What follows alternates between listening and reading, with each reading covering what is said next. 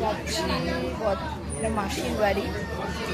আমি আর মা। আমার আজকে ভুরুটা গাছ দেখো একটু অন্যরকম মুখ লাগছে, বাট যাই হোক সুন্দর লাগছে, চেঞ্জ হয়ে গেছে। হ্যাঁ ঠিক আছে, তো জানি না, এমনি টাইম ছিল 3:30 থেকে ওই 4টের মধ্যে ঢোকার কথা, বাট লেট হয়ে যাবে, হয়তো 4টেই হয়ে যাবে। সেটা হাওয়া হচ্ছে গঙ্গার পার। চলো ওখানে গিয়েই দেখা হচ্ছে।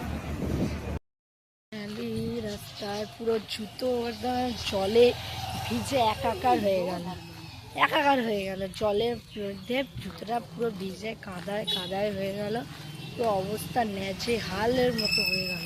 তো যাই হোক অবশেষে এখন ফাইনালি যাওয়া হচ্ছে, অলরেডি লেট হয়ে গেছে। তাও বন্ধুরা, কালকে কিছু প্রবলেমের জন্য কালকে আমি গেছিলাম বদমাসির বাড়ি। তো বন্ধুরা তারপরে আমি এসে এতটাই আমার শ্বাসকষ্ট, শরীর এতটাই খারাপ হয়েছে যে আমি ব্লগটা যে এন্ড করব, সে এন্ড করারও টাইম পাইনি। আর এন্ড না করেই আমি কালকে রাত্রিটা এভাবেই কাটাই পেরেছি। আজকে সকালবেলা উঠে আমার মনে পড়লো ব্লগটা তুমি এন্ড করতেই ভুলে গেছি।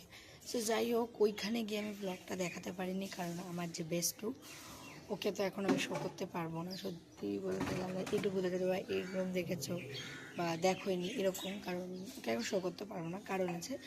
তো করবো, ঠিক করবো, এখন না পরেই, ততদিন আমার ইউটিউবের সঙ্গে যোগাযোগ রাখতে হবে, খুব তাড়াতাড়ি করবো, বাট এখন না।